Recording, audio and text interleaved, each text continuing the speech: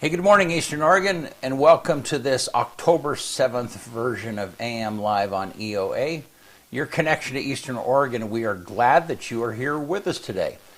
If you want to find our content, you can go to our link tree, which is at eoa.network, and you'll be able to find all of the locations of all of the places where this information, and then also the Friday football games where they're released and so on and so forth. So, happy birthday to one of my kids, Leilani, October 7th.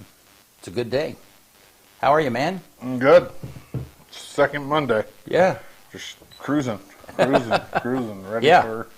ready. Hey, so what do you think? Brady and I had a big, long discussion the other day about, of course, he lives in Portland. What do you think about, should troops be in Portland? I mean, what do you think about that whole We mess? just talked about this last week. My opinion on it is I don't live there and I don't really, you know what I mean? Did Like, we talk about it? Yeah. Are you sure? I'm positive. Yeah, I said the same thing. Maybe you said the same thing. Like, yeah. I don't live there. Like, Well- I would not want them here. I can tell you that. So, Yeah, but unless needed. Right. Well, and I guess that was what but I'm not fearful of them being here. I mean, that's what I don't get is that there's genuine. I mean, I get the whole. Does Trump have the power to? You're right. We did talk about that. Yeah, Does we Trump did. have the power to do it? And you know, is he just aggravating them and all? I of mean, that? I think that's part of it. It's just a political ploy, but I mean, the reality of it. They wouldn't I wouldn't be fearful of having troops here, but I would be pissed because it's not needed. You know what I mean? Like, it's like, what are you doing? Like, why are we wasting money paying these yahoos to stand around here when you know, like, there's no reason for it. Like, and I don't know. I'm not in Portland, so I don't know what's going on there. Yeah. You know? And you can't trust the media, obviously, as you can see by the picture that they posted that they got busted from South American riot 10 years ago. Yeah. Like, come on. Like, yeah. Well, and I guess what I don't get is, and I mean, and Brady and I talked about this for quite a while, is that, I mean, Portland lost a third of their law enforcement during COVID. I mean, after COVID, because they had with the big defund police business and all that stuff. I mean, a third of their force retired or quit or moved on or whatever, and every police force everywhere has had troubles filling those gaps. So, I mean, not everything is normal. That's the thing I have a beef with. Is like, yeah, maybe not, you might not need troops wandering the streets, but don't downplay the fact that, yeah, crime is bad. It might be down compared to a year ago, but how is it compared to 5 years ago? I don't know. I haven't looked at any of the numbers. I have no idea. Yeah. I try to stay away from Portland as much as possible. Yeah. Man, I told you when I went there for wrestling the state tournament this year. Yeah. I had to park across the bridge. Oh, that's right. Yeah. And ride the Mac or whatever the hell they call that thing across the bridge. Well, I parked in a paying parking lot, and it was completely surrounded by tents. Okay? Right. And it smelled like urine so bad in there when I got out the car. And I had a bag of food, like I had leftover food, and I see these dudes chilling over there talking, you know, sitting out in front of their tent. So I walked over to the guys, and I handed them the food, and I said, will you keep an eye on my car? Yeah. And they're like, we got you. So I had security. I had in-home security. Yeah, I was just like, oh gosh, man, I don't want, you know, like it was.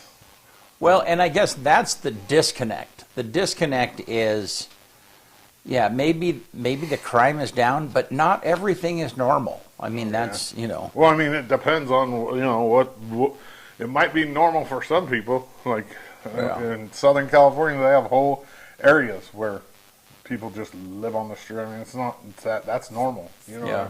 And actually, it is pretty normal in Portland. It's been like that for 20 years. Well, right, but there's always been homelessness, but there haven't always been the sidewalks and the sides of the roads have not always been lined with tents. No, but it's been like that for quite some time. That started before COVID. Yeah. I mean, it's been like that. Yeah. I mean, I remember going to concerts in, like, 2005, 2008, and it being like downtown at the Roseland, and there's just people sleeping, tents everywhere, people walking by, a lot of people in hospital gowns. It was really weird. Yeah. Because they go to a hospital to get whatever they need, and then they come out, and a lot of them just still have the gown. There was I saw 4 or 5 different people with hospital clothes on. It was quite intriguing. Well, hey, if you're out there and you have an opinion, we'd love to hear it. There's Hauser, Oregon is an unincorporated city in Coos County. The fire station burned down. That's bad, right? The fire, how, really? Your fire station burned down? I thought those couldn't burn down. You would think, that'd be like I don't know a good analogy, but no, it's ironic. It's it's not good. Well, it must have been. It must have been they must be a volunteer fire station. A very small. Yeah, and so then unincorporated town. Nobody was there. Nobody was there to notice that it was burning. Probably right. Yeah. Because when they found the building and all of its apparatus fully engulfed in flames. My goodness. Yeah. No personnel were in the building. Can you imagine how? Those fire. It doesn't matter even if it's old fire equipment. Fire trucks. Expensive. They're horribly expensive. Yeah. They're pretty intricate pieces of machinery. Yeah. It seems like the ladder truck that the LeGrand Fire Department got a few years ago was over $500,000. So that's great. Yeah, but that's just it's like that Alanis Morissette song. Isn't it ironic? It's like what did it do? It's like the firehouse burnt down. Yeah. All right. Well, hey, you want to do sports? Let's do it. All right.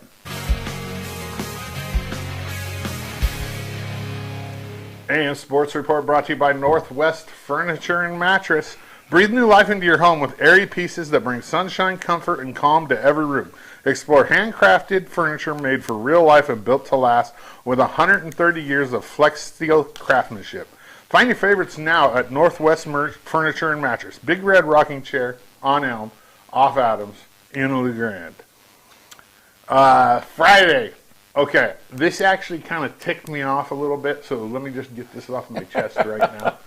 On Friday, I took time out of my day. I noticed that the high school posted some stuff about highlighting cross country, and I've heard people say you don't pay any attention to cross country, and I actually do. Cross country is really hard to take pictures of, and nobody ever updates me with anything from cross country, and it's not. And so I said, okay, I'm going to go out there on Friday. LeGrand has a home meet, and the school had posted that it started at 3 o'clock. Okay, OSAA said 2 o'clock. And then I talked to a parent, and they said that the younger kids run at 2, and then the older kids after. So I was like, okay, I'll get out there. We'll go get football set up because we had to stream football on Friday night. Did all that, got out there about 2:30. High school's done running already. And that, just the combination of the schedule, being one saying 3 and one saying 2, and they started at noon, and nobody put anything out. It just kind of irked me a little bit. So I'm glad. I just need to get that off my chest. I really was planning on taking pictures of cross country. I posted a picture with the pictures I posted on Friday of the cheerleaders of me out there at the golf course. LHS football with the big 48-0 homecoming win against Ontario on Friday night. I don't have any football picks because I was calling the game, so here's some cheerleader picks from before the game. I went down and hung out with my favorite cheerleading team. Homecoming, it was a big game for LeGrand. This was the GOL opener, and LeGrand showed that, they're better than Ontario.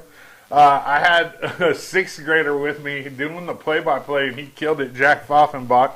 and we had a good time. He was excited, and it was fun. We had a really good time. He's actually going to come and shadow me on Thursday too. Him and another sixth grader. It's pretty exciting. LeGrand goes to Baker this Friday for a battle of the GOL unbeaten at 7 p.m. live streamed right here on the EO Live network. If you're interested in advertising during football, get a hold of us at office@eoalive.tv. This is where you put that graphic up, Benny. Or you can message us right here on Facebook. Around the GOL, Baker came back from down 21-0 to stun Pendleton in Pendleton. The Dowls lost to Woodburn 28-21 in a non-GOL game. And that leaves LeGrand and Baker tied after week 1 of GOL football as in the number 1 spot, which is surprising. I mean, I haven't seen a Pendleton team this bad, maybe ever. I mean, I hate to say that, but the GOL looks really weak to me this year. LeGrand might just win the conference, to be honest with you. And at the beginning of the year, I didn't think that we had a chance, and things are looking good right now, though. In football around the Valley, Ember lost to Doofer 35-30. Elgin beat Lyle 66-48. Cove beat Pilot Rock 44-0. Union beat Prairie City 48-6, and Powder got beat by Adrian 48-0. We'll talk about LHS volleyball and soccer on Thursday. Number 1, EOU volleyball hosted Warner Pack on Saturday night in Quinn. The Mannies had no problems as they easily swept them 3-0. Kiana Mack had another huge week for the Mounties and is currently number 2 in the country in blocks per set. For her efforts, she was named the CCC Defender of the Week for the 3rd time already this year. We're halfway through the season, and she's already been named Defender of the Week 3 times. And to go along with that, she's been named Attacker of the Week in the 4th week. So, Kiana Mack, I mean, she might be the best player in the country. Actually, I'm going to say it. She is the best player in the country. And on the number 1 team in the country. So, we might have our first ever EOU volleyball NAIA National Player of the Year in Kiana Mack. EOU football was on a bye this weekend. This Saturday is homecoming for the Mounties at 1 p.m. versus ACU. It's a big game for the Mounties. It's their first Frontier Conference game of the year, and it's, yeah, like I said, big game. Thankfully, it's against ACU, who historically isn't real great, and it should be the Mounties' first conference win of the year. I'm hoping. They really need it. EOU women's soccer lost on the road at C of I last Friday. They go to Montana this weekend to take on Carroll and Rocky in key games for the ladies. This ladies team's really good, and head coach Josh Goodman said the first half, it was a tale of 2 halves. They played one half really, really well and one half not great, and they ended up losing to, I think C of I is the number 5 team in the country right now, 3-1. EOU men's soccer remains undefeated with a 2-1 win over the Yotes. They head to Montana as well. It's crazy, man. This EOU men's soccer team came out of nowhere. They got 4th in the conference last year, came out of nowhere and won the CCC tournament.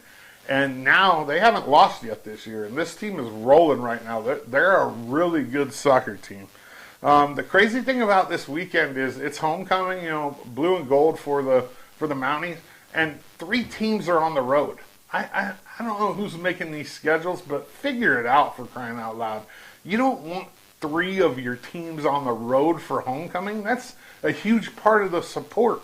Volleyball, both soccer teams are gone, and we're having homecoming. So the volleyball girls and men's and women's soccer don't get to partake in the festivities. I don't like that at all. I think you should have all the teams at home. If they have to play, if it's got to be, if you can't have a bye that week or whatever, then schedule games at home. Make it part of homecoming, because I don't think, anybody should miss out on the homecoming festivities. AM Sports Report brought to you by Northwest Furniture and Mattress in LeGrand. They want to make you comfortable in your own home. All right. Thanks, man. Yeah. Yep.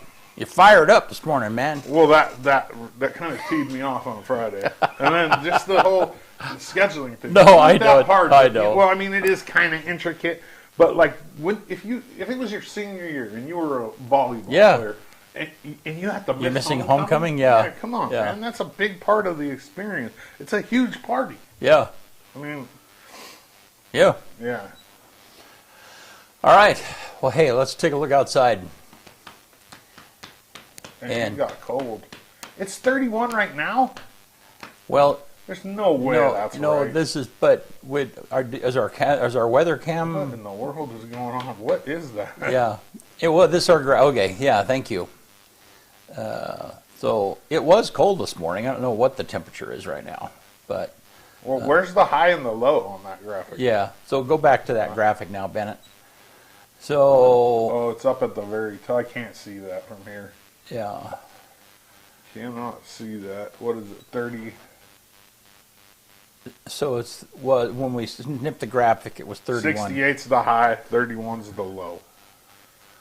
It was 31 degrees when you took the graphic today.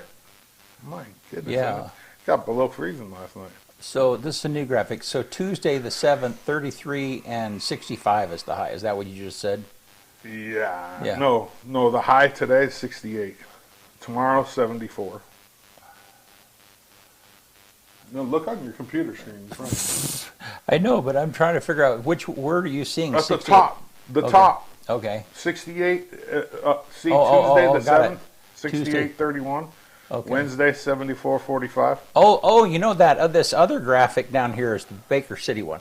So for those of you, all of this information is on our website. So if you go to EOA.tv, and then there's a tab called Weather Cam, and on that Weather Cam is the cam that you just saw, the graphic of the outdoor, and then below that is all of that weather information. Yeah. So, yeah.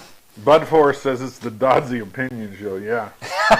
Well, I'm stating facts more than opinion. Oh yeah. See this.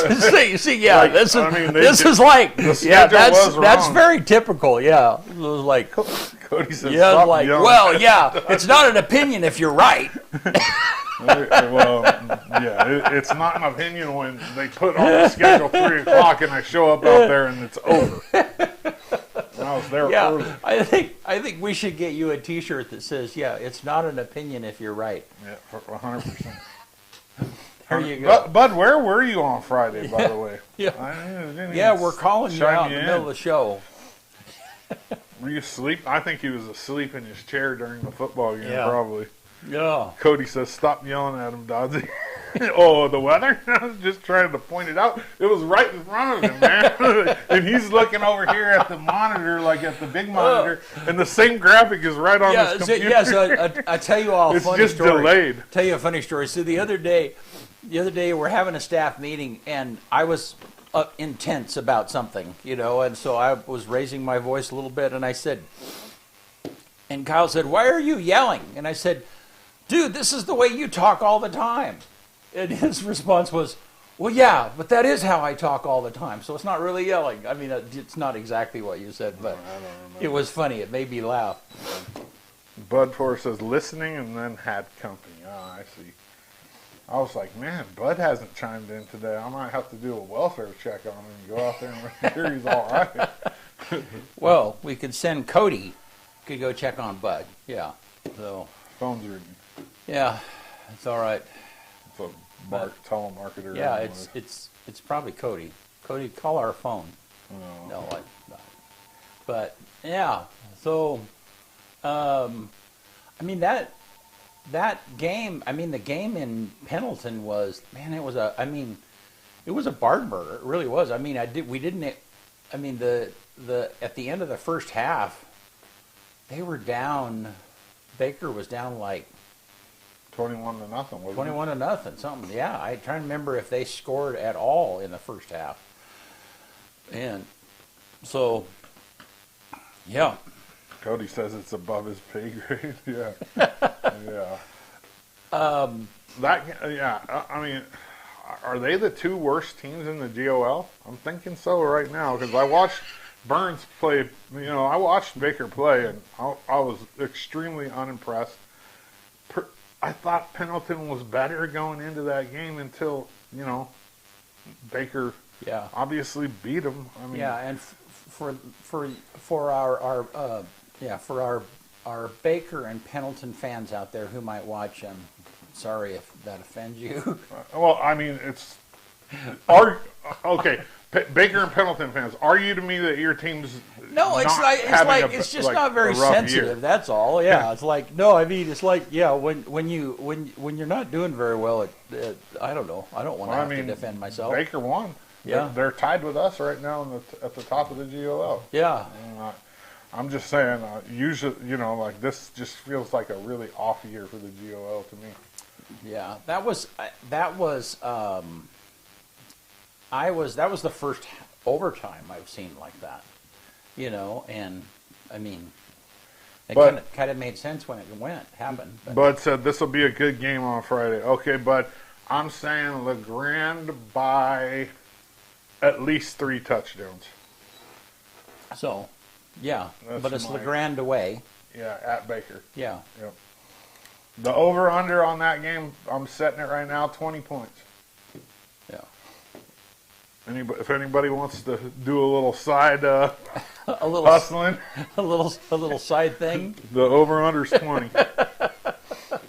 I mean, the GOL's up for grabs this year. Honestly, I can't. I mean, anything can happen. Obviously, I thought that Pendleton at home, against Baker. I don't remember the last time Baker beat Pendleton in Pendleton, and they did. I mean, it's like, okay, so that kind of just opens the door for everybody. I don't know.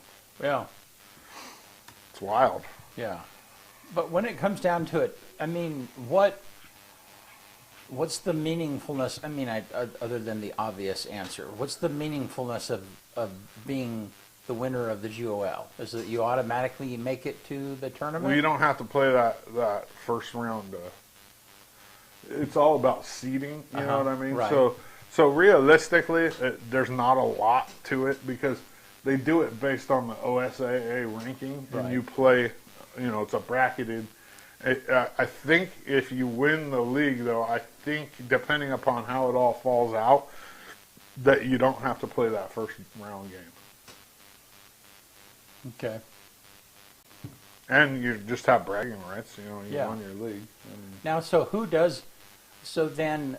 does the number 2 winner of the GOL, do they go to the tournament? It depends on the where. playoffs? Most of the time, Depends on where all of the other teams. Yeah. Like right now, where it sits, I think we have three teams that would be in right now. Okay. Which is usually about right. 3. I don't know if I've never been a real big fan of that. Because they do like the ranking, and they take the top 16 teams or something like that. Okay, I can't remember, but I'm pretty sure that's how it works for football. It's different for all the different sports. Football has its own steering committee, I guess is kind of what it's called. Yeah. Let's look at the 4A football bracket for 2025. Is it up yet? Yeah. So round 1 has, I want to say 16. Yeah, so it's the top 16 teams. Okay. Seeded bracket, 1 versus 16, 2 versus 15. And then they just look at the OSAA rankings, and if you're in the top 16, you're in. So then, okay. I think the conference winners might get an automatic in, too. I don't think that there is going to be a conference winner that's not in the top 16. It's very highly unlikely. Right. But I think it gives you an automatic. Right now, so LeGrand's 11, Baker's 12. So right now we see two teams in the top 16, and that's it. Because then Ontario's 23 and Pendleton's 27, and that's out of 28 teams. So more than half of the teams make the playoffs in 4A, which I don't know if I'm a big fan of that. A lot of times the third team getting in a conference just goes 1 and out anyways. It's like giving. I mean, I guess it makes a little bit of extra money for the schools having the playoff game because they charge people to get into those. Oh, I see. More, you know what I mean? Yeah. And so, I don't know. I right now, yeah, Baker and LeGrand, who are both tied at the top of the GOR, are 11 and 12. Huh. But if you look at like the coaches poll, it does not match this at all. You know what I mean? Like it's not even ever close. This is just a computer saying these are the top 16 teams. This is garbage to me. Like I wonder how that. I mean, how the computer does it? Does it look at the scores, or does it look any of the stats of the game? There's a whole big long process. Like it comes up with these numbers, two different rankings: the RPI ranking and then the Collie ranking. And the Collie's a system that generates a number based on like away, home, point differential, all this stuff, and then they combine them together. So like you might be ranked number 4 in the Collie and number 1 in RPI, which is your strength of schedule, and then you're number 2 in the state. You know what I mean? It just depends on. It's wild how they do it. I don't know where they came up with it, but I think they should really. I think they should do it based on the coaches' polls, because the coaches' polls are always a lot closer to what reality is than these things. Yeah. So with the coaches' poll, though, you're always going to be biased toward your team, your own team, don't you? You can't vote for your own team. You don't vote for your own team. You don't vote for your poll? yeah.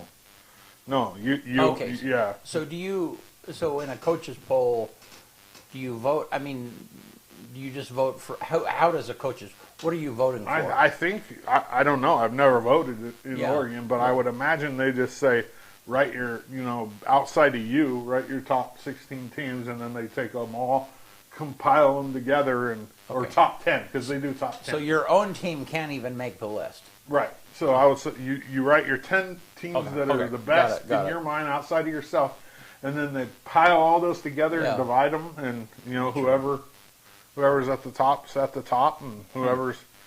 I mean, if we look at the OSAA 4A coaches poll,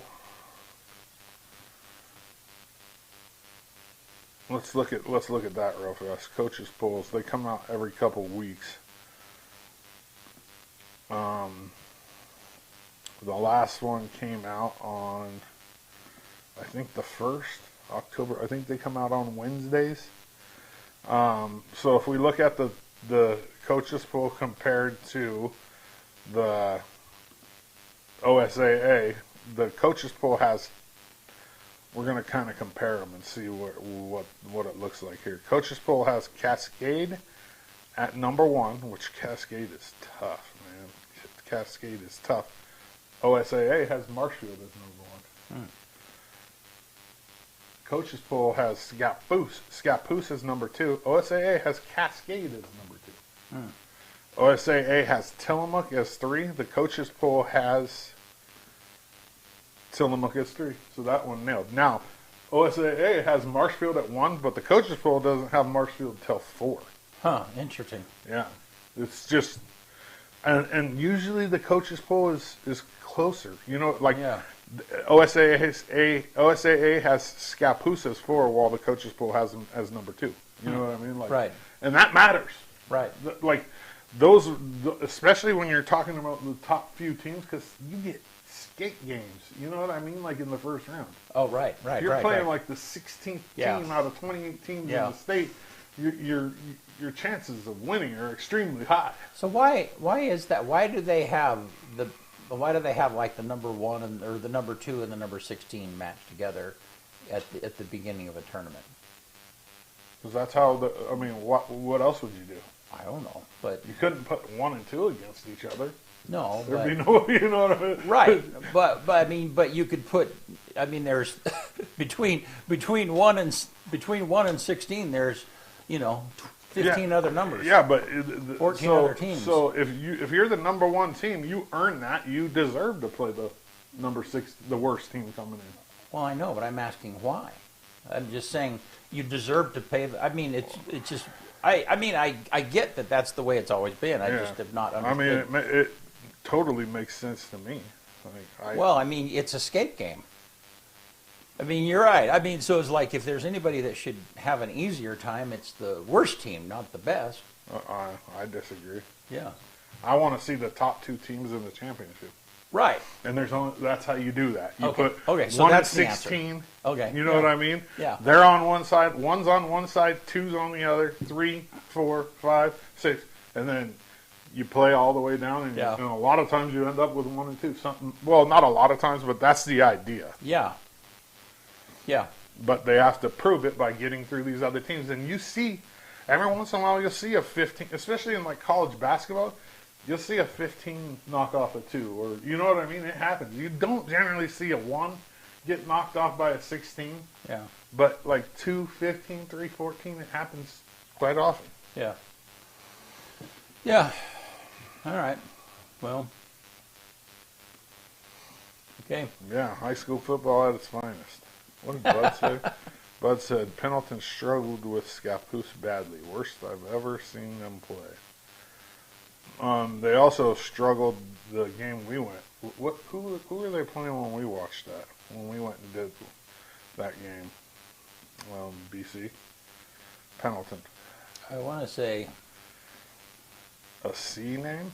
Oh yeah, no, Estacada. Estacada. Yeah, they also the sophomore running back just annihilated Pendleton. Yeah. What's game. that? Yeah. Yeah, they struggled against Estacada. I don't know if it's just a down year for Pendleton or what's going on. And who was that quarterback that we watched? That's really Burns? Yeah. Is that it? What's his Yeah, name? Jack Wright. Yeah. Yeah. Probably the best quarterback in the whole state at any level. Yeah. All right. Well, have anything else? No, I'm good. Yeah. So, all right. Why don't you get us out of here? On this day, October 7th, 1826, the Granite Railway, which is the first chartered railway in the U.S., begins operation. 1942, the United States and the United Kingdom governments announced the establishment of the United Nations. On this day in 2001, USA invaded Afghanistan. It began with air assault and covert ground operations. That's a short on this day today. There wasn't a lot. I mean, there was some other stuff, but it's like the old run of the mill. Like, for some reason, the site that I use, they always put like nuclear testing in Arizona. Like really? Oh, that explains. Yeah. Number 1 movie on this day in 1995, Seven, with Morgan Freeman and Brad Pitt. That's a good movie. The quote of the day comes from Albert Einstein. Genius is making complex ideas simple, not making simple ideas complex. One more time. Genius is making complex ideas simple, not making simple ideas complex. Good stuff. Yeah. All right. Well, hey, we are going to have Chris Jennings with the Eastern Oregon Film Festival. Will be here with us on Thursday. Be a good show. So we'll see you guys soon.